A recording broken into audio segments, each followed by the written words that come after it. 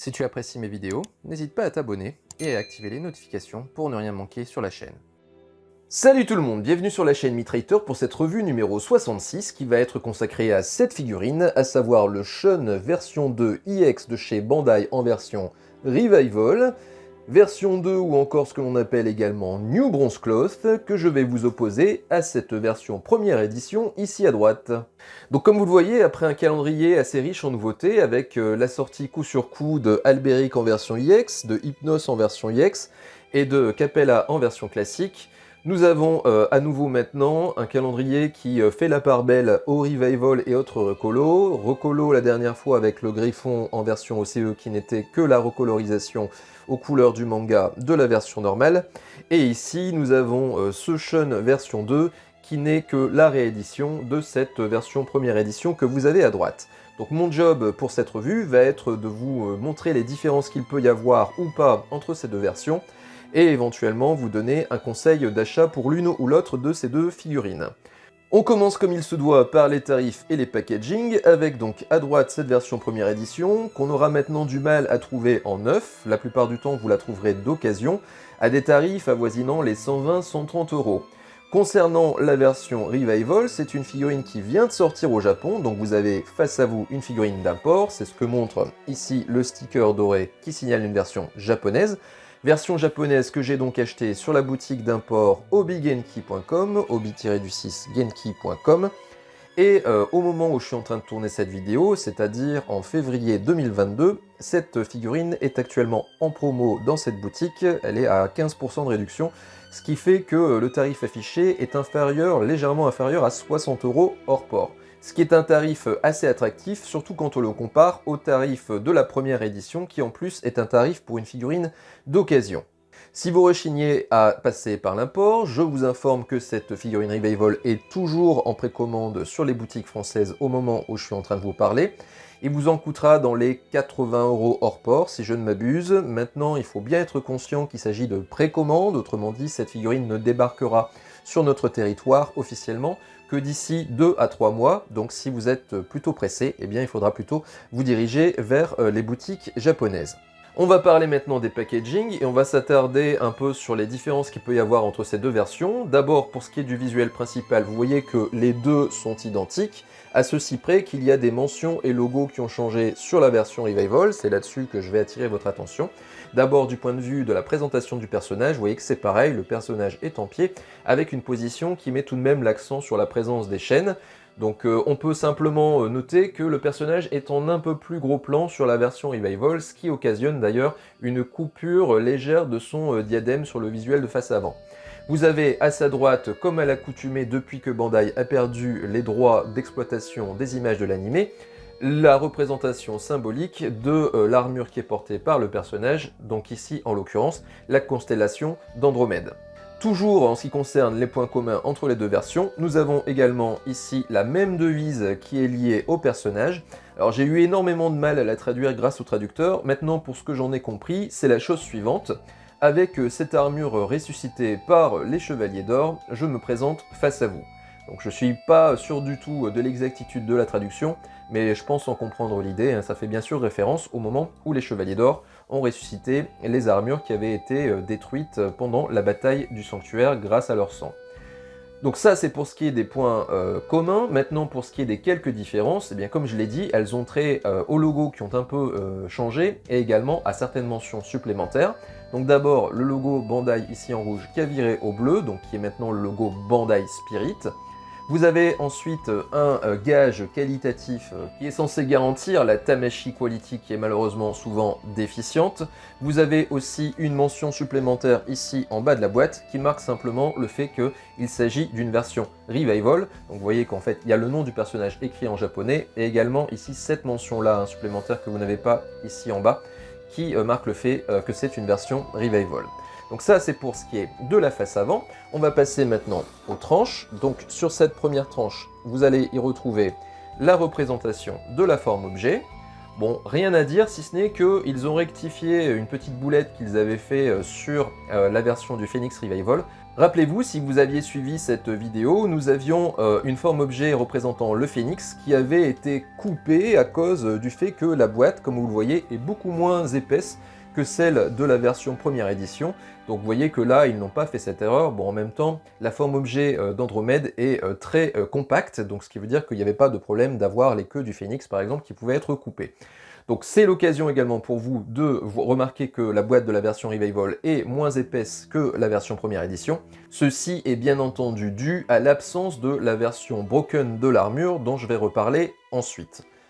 On a ensuite la deuxième tranche qui laisse apparaître donc le Shun en position de défense, donc adoptant ce que l'on appelle la Rolling Defense, donc la chaîne qui protège Andromède, donc celle avec une extrémité circulaire ou sphérique pour ce qui est de la première édition, mais en tout cas circulaire ici pour ce qui est de cette armure V2. Remarquez que c'est aussi l'occasion pour Bandai de mettre en avant un effet qui est présent dans cette boîte, à savoir une chaîne spécifique que vous pouvez utiliser pour avoir exactement le même effet par rapport à la chaîne normale qui, elle, est une chaîne classique que vous ne pourrez pas, bien entendu, faire tenir dans cette position, tandis que ici il s'agit d'un effet en plastique. Enfin, sur ce qui est de l'arrière de la boîte, je vais essayer de ne pas me tromper de sens, je m'assure à chaque fois que c'est bien dans le cadre. Donc vous avez ici les visuels traditionnels qui vous montrent les diverses configurations du personnage. Donc d'abord les visages qui sont présents dans la boîte, donc pas de surprise ici, vous avez exactement le même nombre de visages qui est donné, donc à savoir a priori 5 visages. C'est la même chose pour les deux versions.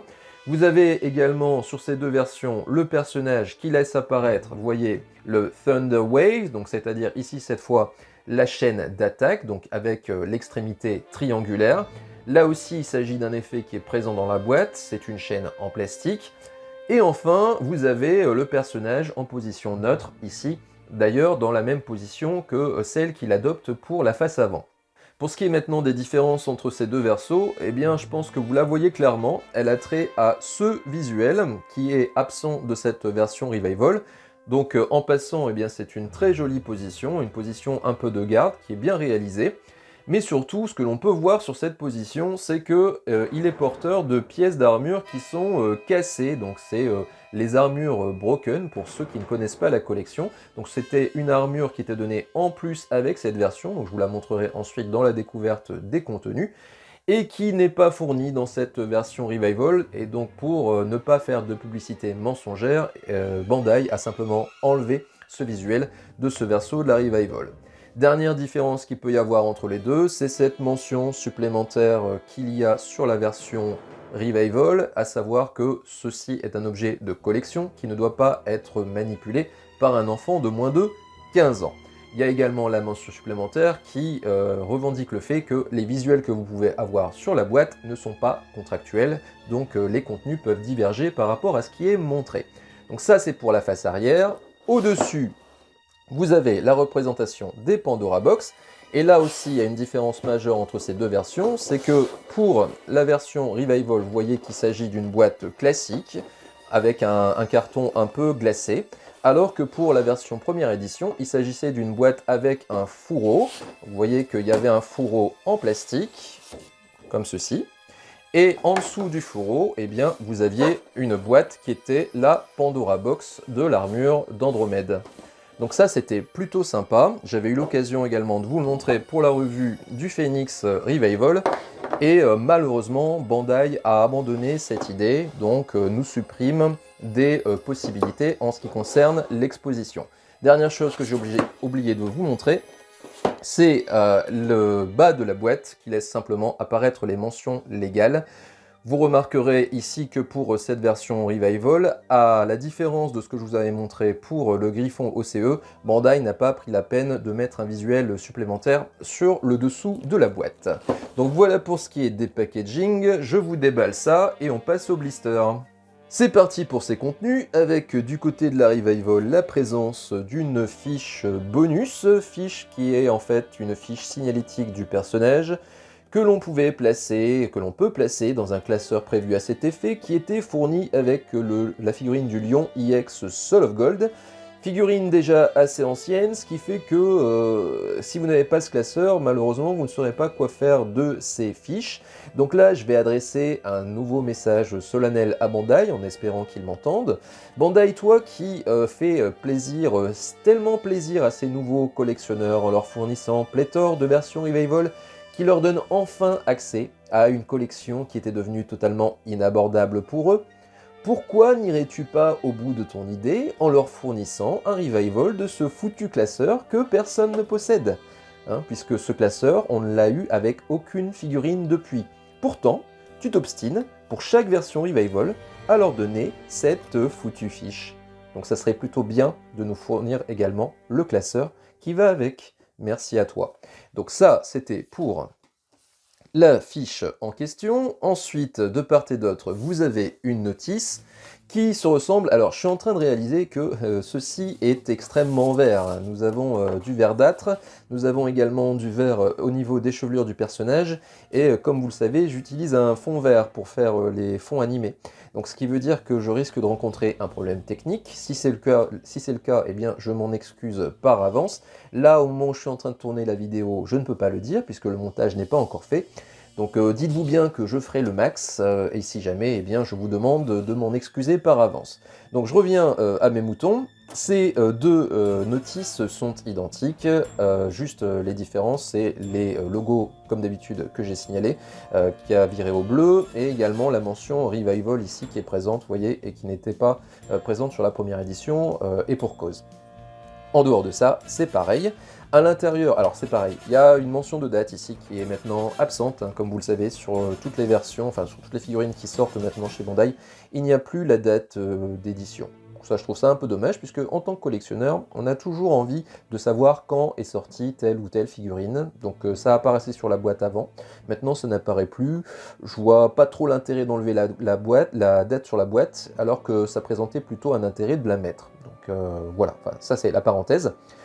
Pour ce qui est des intérieurs, alors elles sont identiques, mais il y a une différence tout de même qui a lieu sur le premier feuillet. Vous voyez que sur le premier feuillet apparaissent ces fameuses pièces version broken. Et comme elles sont absentes de cette version Revival, vous ne les aurez pas.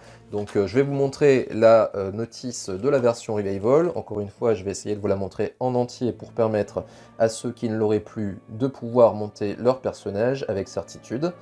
Donc vous voyez que la version Broken a disparu de ce premier feuillet, donc ils ont utilisé l'espace pour agrandir davantage les visuels. Donc vous avez simplement le recensement des pièces. Ensuite le visuel, le feuillet du milieu, pardon, représente le montage du personnage qui est poursuivi avec le montage du Rolling Defense sur le troisième feuillet. Et donc c'est sur l'arrière que vous aurez le montage de la forme objet qui ne tient que sur un seul feuillet, donc vous imaginez bien que celui-ci n'est pas très difficile à monter. Donc voilà pour la notice. On va passer maintenant aux blisters. Alors blisters sur lesquels je ne vais pas m'étendre hein, parce que ils sont identiques. Voilà, je vous ai spoilé la revue. Ils sont pareils, ils sont complètement identiques en termes de contenu, enfin en tout cas pour les deux premiers. C'est pour le troisième blister qu'il va y avoir une différence. Donc pour le premier blister, vous avez exactement le même agencement et le même nombre de pièces. Vous voyez également que le personnage arbore son visage neutre. Donc ça, c'est le visage qu'il faudra ajouter aux autres visages qui sont présents dans le dernier blister. Comme ça, vous aurez bien les 5 qui étaient annoncés sur la boîte. Donc vous remarquez qu'il y avait bien 4 protège-mains. Donc ça, c'était plutôt cool de la part de Bandai. Donc ça, premier blister avec le personnage. Ensuite, deuxième blister, c'est celui qui fait apparaître les pièces qui permettent de former l'objet. Et alors je vais essayer de faire en sorte que ça ne se casse pas la figure, voilà. Donc l'objet et également le plastron hein, qui est ici. Vous avez enfin les bonus qui étaient annoncés sur la boîte, à savoir la chaîne du Thunder Wave. Alors, je vais vous montrer ça en gros plan. Bon, qui est en plastique. Hein. Et la chaîne de Rolling Defense qu'il va falloir assembler pour obtenir cet effet tout en perspective que l'on avait sur la boîte. Donc, vous aurez remarqué d'ailleurs que sur la notice, on vous montre comment la monter. Bon, ça présente pas de difficulté. Hein. Donc ça, c'est pour ce deuxième blister. Bon, vous avez également la ceinture ici. Alors, la boucle de ceinture est présente hein, dans la boîte de ma version première édition, mais c'est juste qu'elle s'est cassée la figure. Elle ne tient pas très bien, donc ça fera partie des choses que je vais scruter à la loupe pour voir s'il y a eu de l'amélioration de ce côté-là sur la version Revival. Donc ça, c'est pour ce blister. Et enfin, le dernier blister montre à quel point les choses ont changé. Donc vous voyez en termes de contenu ce qu'il est advenu de notre pauvre Andromède qui a perdu toutes ses pièces broken. Regardez la différence du nombre de pièces entre cette partie que vous avez à droite de l'écran et cette partie que vous avez à gauche. Donc à gauche uniquement les mains, alors quand même les mains qui sont en grand nombre, hein, 5 paires de mains plus la main supplémentaire qui permet justement d'être utilisée avec la Rolling Defense. Donc ce qui est bien en termes de nombre, et puis aussi en termes de variété, il y a quand même pas mal de choix. Et également pas mal de visages, hein. On a quand même 4 visages plus le visage neutre présenté tout à l'heure, donc ça fait 5 visages total. Donc on a quand même une bonne variété, donc ça c'est plutôt positif. Maintenant le côté négatif, eh bien comme je l'ai dit, hein, c'est l'absence maintenant de cette armure broken dans cette version Revival. Alors remarquez à quel point Bandai prenait soin de nous avant, puisque on avait bien entendu une version broken supplémentaire, pour un tarif identique, c'est ça qui est magnifique, parce que cette figurine, moi à l'époque, elle a dû me coûter une cinquantaine d'euros, ce que coûte maintenant, et d'ailleurs ça coûte même plus cher maintenant pour la version Revival, avec moins de contenu. Hein. Et donc on avait cette version broken, en plus, mais Bandai poussait même le détail jusqu'à nous fournir ces pièces-là. Pour ceux qui ne connaissent pas la figurine, ça va être assez énigmatique, on pourrait penser que c'est une genouillère supplémentaire, qui pourrait se mettre à la place des genouillères principales que vous avez ici, mais que nenni, en fait, c'est juste une version broken pour mettre sur la version de l'objet. Vous voyez que sur l'objet, vous avez la poitrine d'Andromède ici.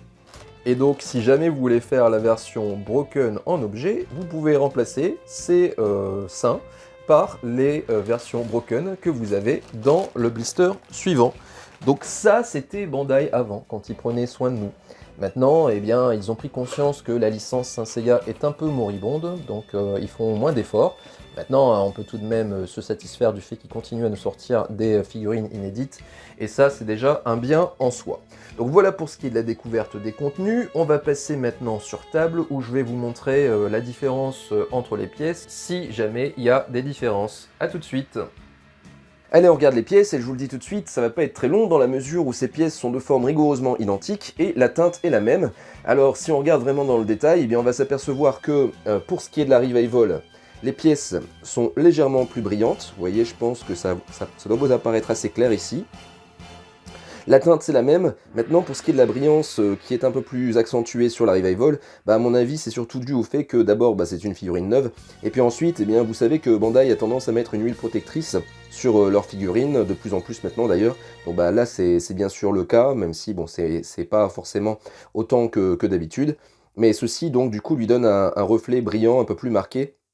Alors qu'au niveau de la Revival, vous avez bien sûr une figurine qui a subi un peu l'effet du temps. Donc ce que je viens de vous montrer là sur les polières, je peux vous montrer exactement la même chose au niveau du plastron.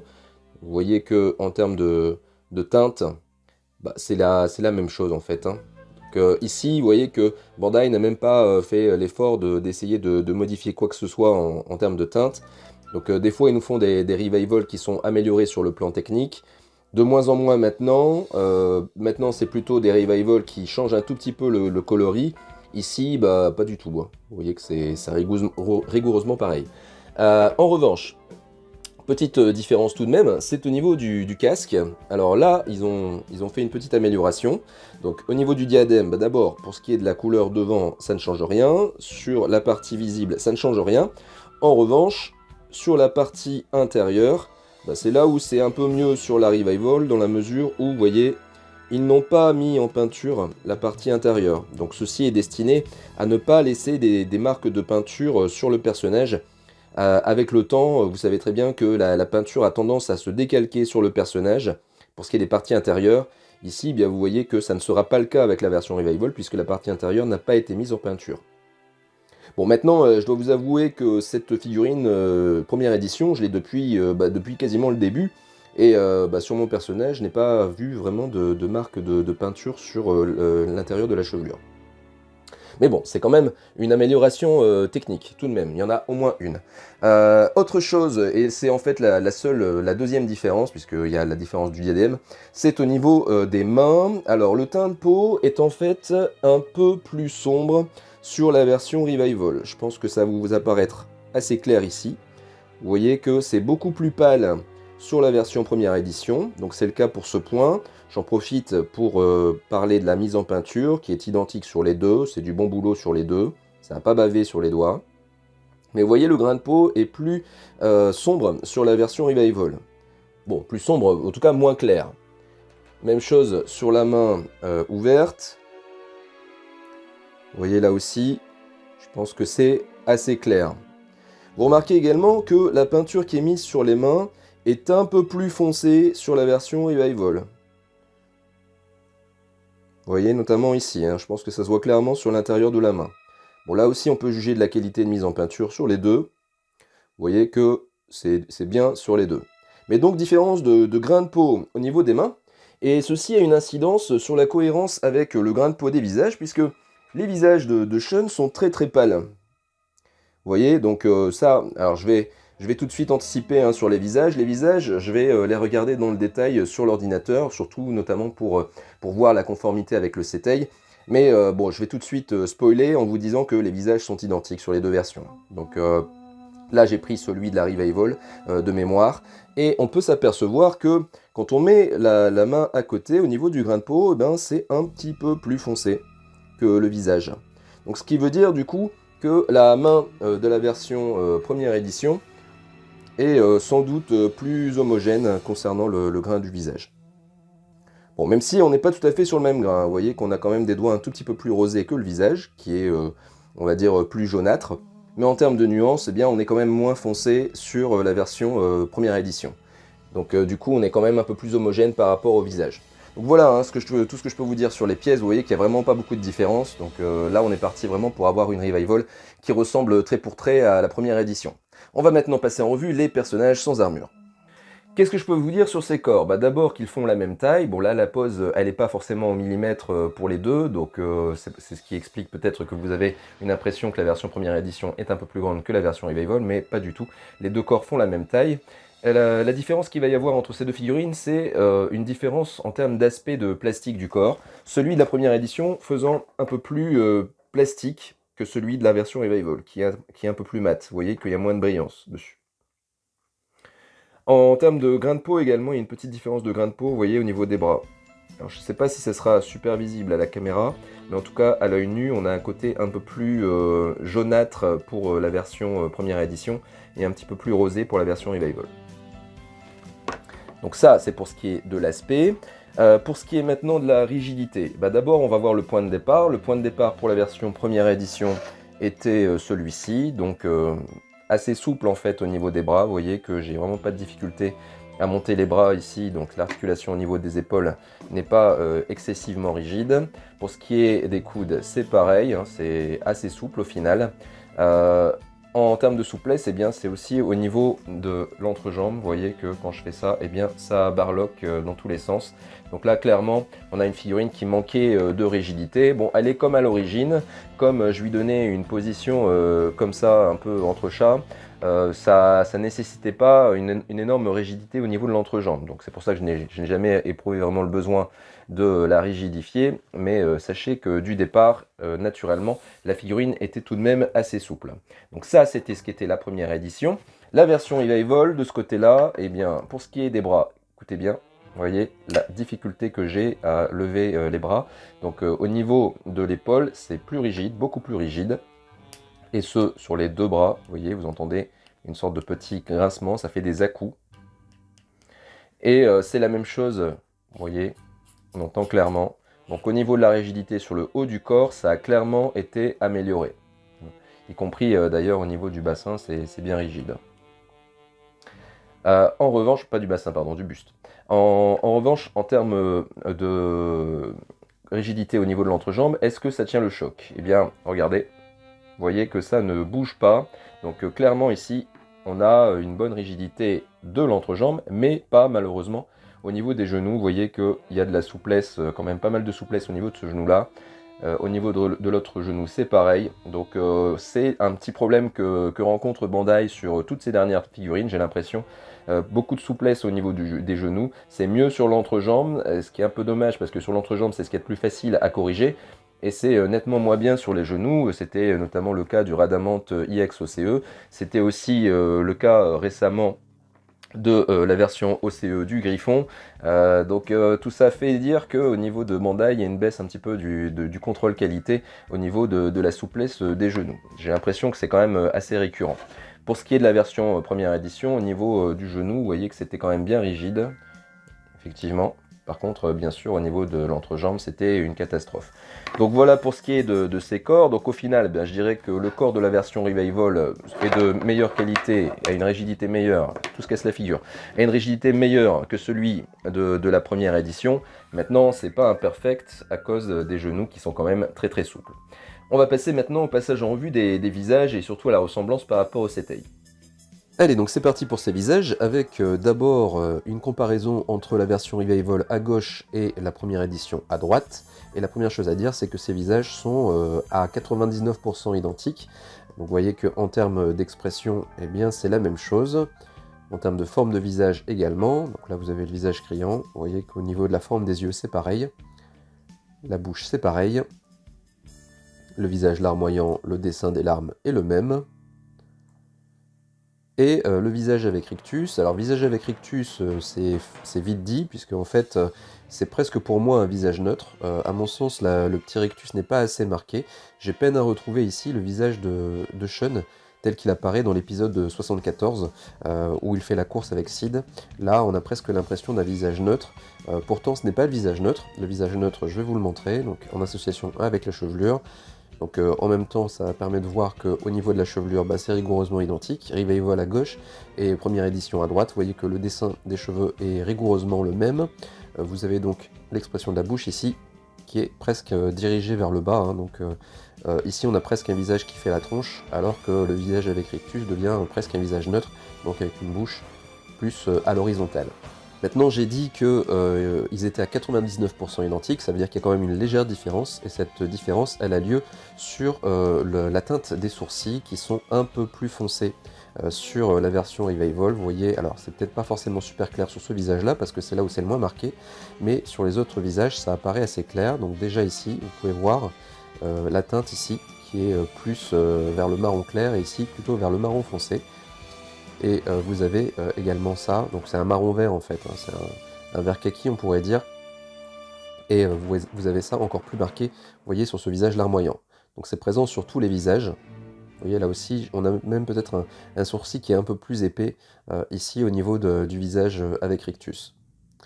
Donc ça, c'est pour ce qui est des différences entre les deux. Maintenant, eh bien, on va s'attaquer à la ressemblance par rapport au Setei. Donc là, je vais utiliser pour cela un autre cliché que j'ai pris avec le diadème.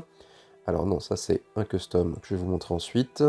Donc voilà, ça je vais pouvoir le fermer. Et on va utiliser comme d'habitude le Setei de DFK. Donc il y a beaucoup d'expressions différentes. Mais nous, celle qui va nous intéresser, eh bien c'est l'expression centrale ici.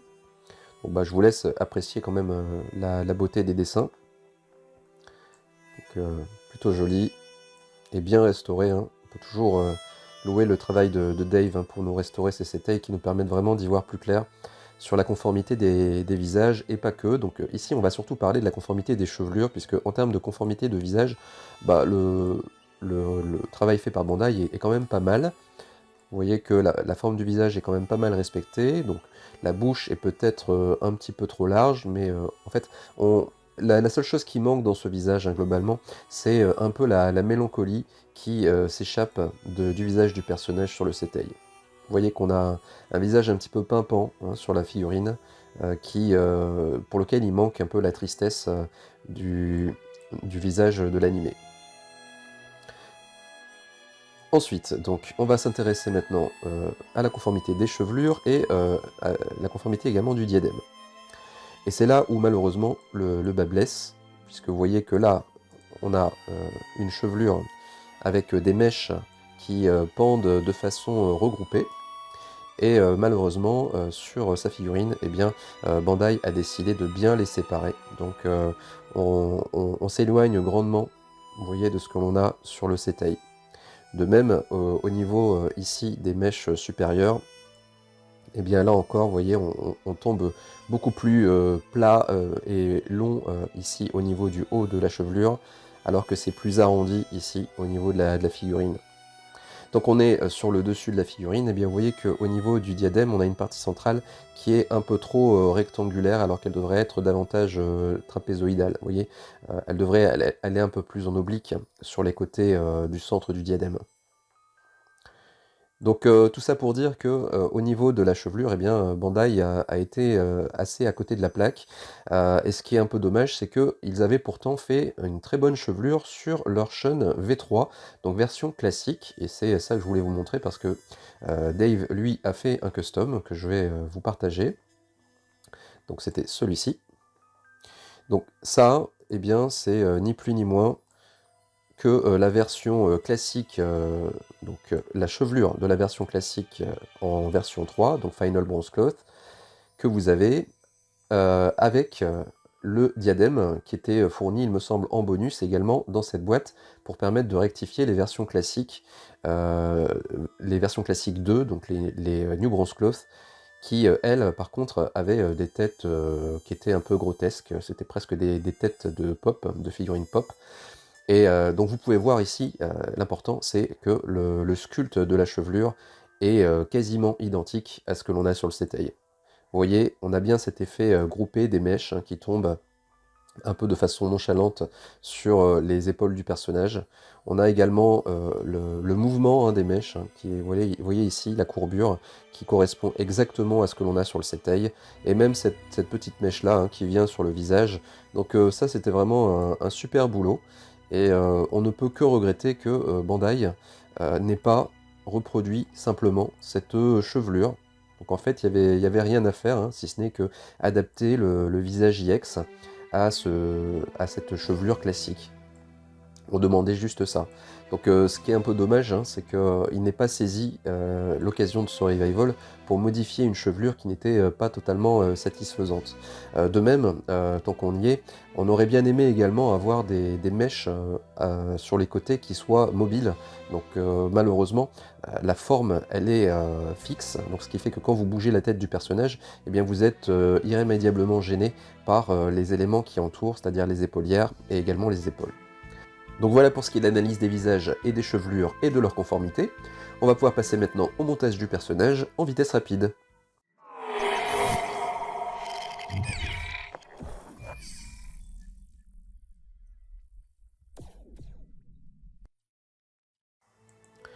Allez, c'est parti pour ce montage qui, comme vous le voyez, va se dérouler sur fond blanc. En effet, je me suis rendu compte avec mes shoots précédents que j'avais énormément de problèmes de détourage à cause de la chevelure verte du personnage. Donc je me suis dit qu'il valait mieux jouer à la sécurité, donc vous aurez le montage sur fond blanc et également la partie bilan sur fond blanc. Donc pour ce qui est de la partie base de la figurine, eh bien pas grand chose à dire, ça se monte plutôt bien. Je vous conseille pour la ceinture de mettre la boucle de ceinture uniquement à la fin du montage parce que sinon elle va ne faire que tomber et chaque fois vous aurez à la remettre en place. Là donc sur les images, je vous ai montré qu'il y avait deux avant-bras qui étaient disponibles dans la boîte, un plus long qui se met sans les chaînes et un plus court avec les chaînes. D'ailleurs à ce propos au niveau des chaînes, pour monter la partie qui tient les chaînes, il y a une partie qui est un peu plus arrondie et cette partie qui est un peu plus arrondie se met en direction de la main et donc la partie moins arrondie plutôt vers le bras. Donc ensuite on arrive sur le montage des épaulières qui n'est pas forcément évident. Faut tenir l'articulation qui est à l'intérieur de l'épaulière tout en essayant de clipser par un mouvement de levier de l'avant vers l'arrière. Donc pas évident. Pour ce qui est du montage des chaînes, vous voyez comment je m'y prends. Je monte d'abord les mains sur les chaînes parce que c'est quand même assez délicat. Il faut tordre un peu le pouce pour pouvoir glisser la chaîne en dessous. Ce qui fait que quand la main est déjà sur le bras, c'est quand même moins aisé. Surtout si vous avez déjà enroulé les chaînes comme je suis en train de le faire. Donc ça c'est un peu galère. On peut regretter le fait que Bandai n'ait pas mis à disposition dans la boîte des chaînes plus courtes pour pouvoir faire une version un peu plus restreinte du personnage avec les chaînes. Une fois qu'on a pris le coup, normalement ça tient correctement. Et puis vous voyez donc là que j'aborde la partie montage du casque, qui lui n'a pas posé de soucis, ça s'est bien clipsé comme il faut. Et donc j'ai laissé pour la fin les protège-mains, vous voyez que je mets là. Et je vais mettre également maintenant la boucle de ceinture qui manque sur le personnage. ce qui achèvera le montage. A tout de suite pour le bilan.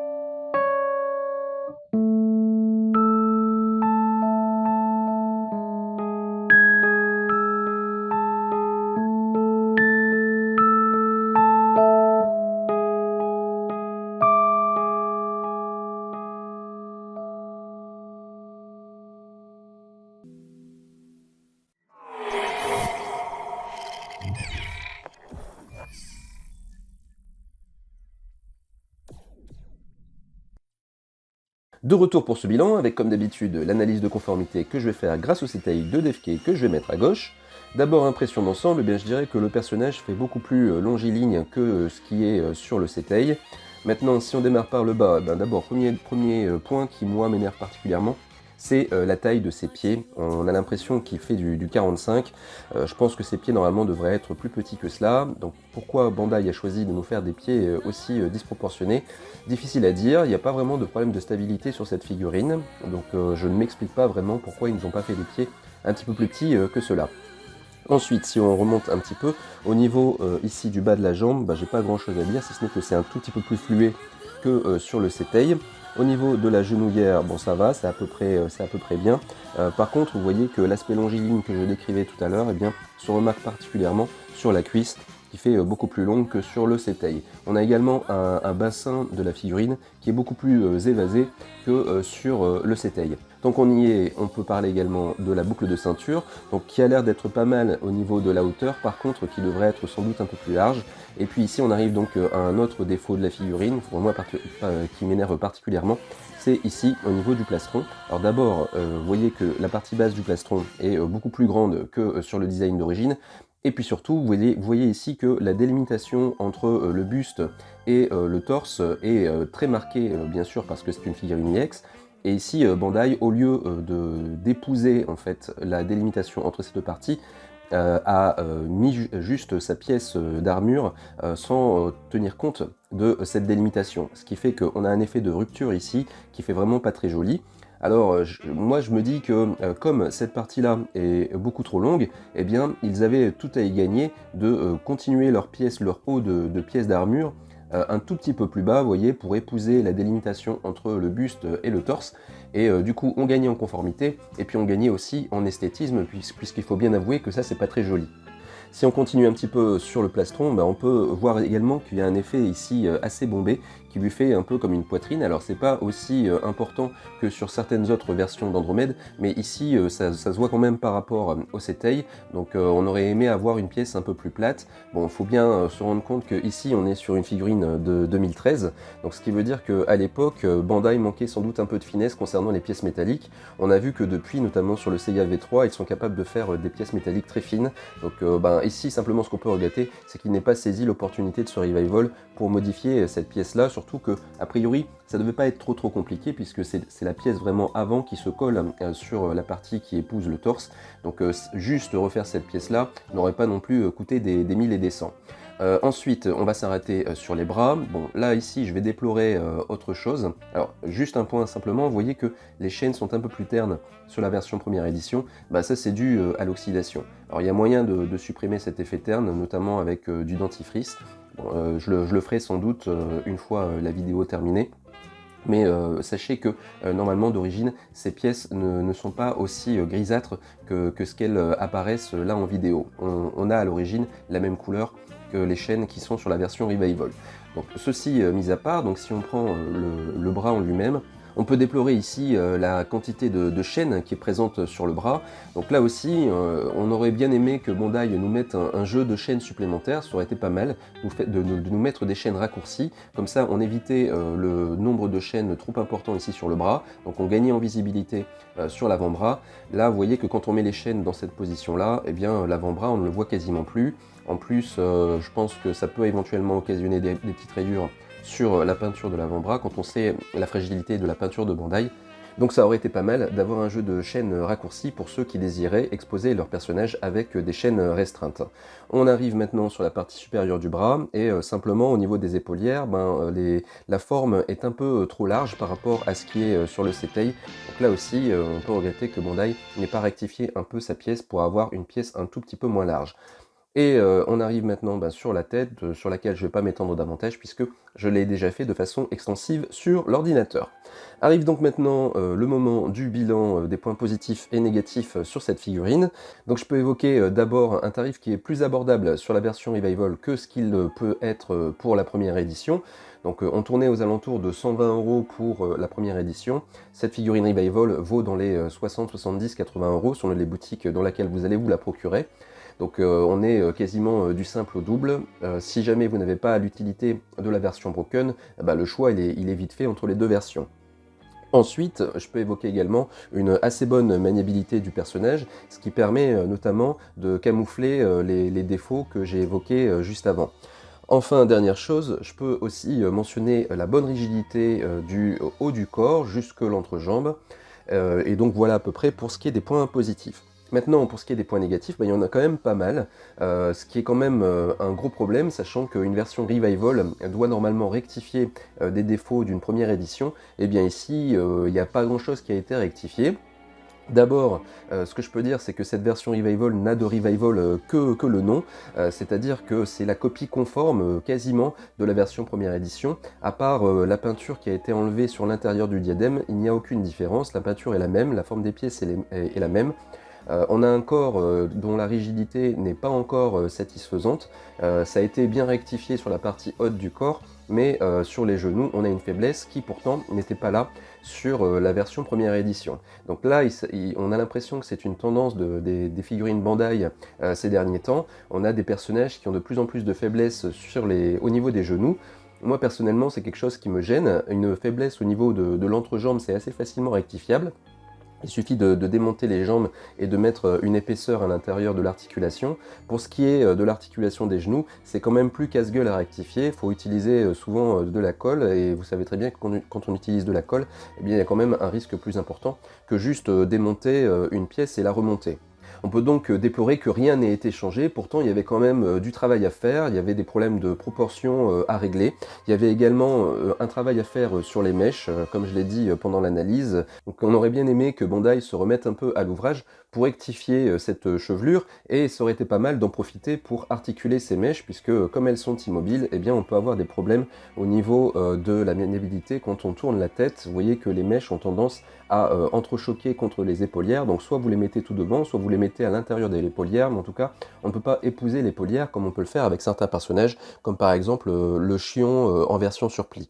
Ensuite, on peut déplorer, en tout cas pour ceux pour qui ça avait de l'importance, l'absence de la version Broken dans cette version Revival. Donc c'était donné en plus dans la version première édition. Je vous rappelle qu'au départ, la figurine valait exactement le même tarif que cette version Revival. Donc là, vous avez en fait le même tarif qu'à l'origine pour la première édition, avec du contenu en moins. Donc ceci rend d'autant plus impardonnable l'absence de pièces en plus qu'on aurait bien aimé avoir dans la boîte, comme notamment les chaînes plus restreintes, qui aurait permis de gagner en esthétisme. Enfin, on peut juste déplorer un packaging qui a été appauvri. On n'a plus le fourreau qui venait épouser la Pandora Box. Donc pour ceux qui aiment bien exposer les boîtes, eh bien vous y perdez un petit peu en possibilités. Donc voilà pour ce qui est des points positifs et négatifs. Donc au final, ben, c'est une figurine tout de même que je conseillerais à l'achat pour ceux qui ne l'avaient pas en première édition et qui seraient intéressés par les personnages V2 ou New Bronze Cloth. Maintenant, il faudra vous arranger de ces défauts, donc c'est-à-dire avec un posing approprié et éventuellement avec un lycra qui vous permettra d'enlever cette délimitation entre la pièce d'armure et le plastron, et également de rectifier un petit peu cette entrejambe qui est malheureusement très visible sur cette figurine. Donc voilà pour ce qui est de cette vidéo, j'espère comme d'habitude qu'elle vous aura intéressé et diverti. Si c'est le cas, eh bien je vous donne rendez-vous dans l'espace commentaire. Je vous encourage à vous abonner à la chaîne si vous ne l'avez pas encore fait. Nous concernant, on se retrouvera très bientôt pour une autre figurine, et d'ici là, comme d'habitude, portez-vous bien.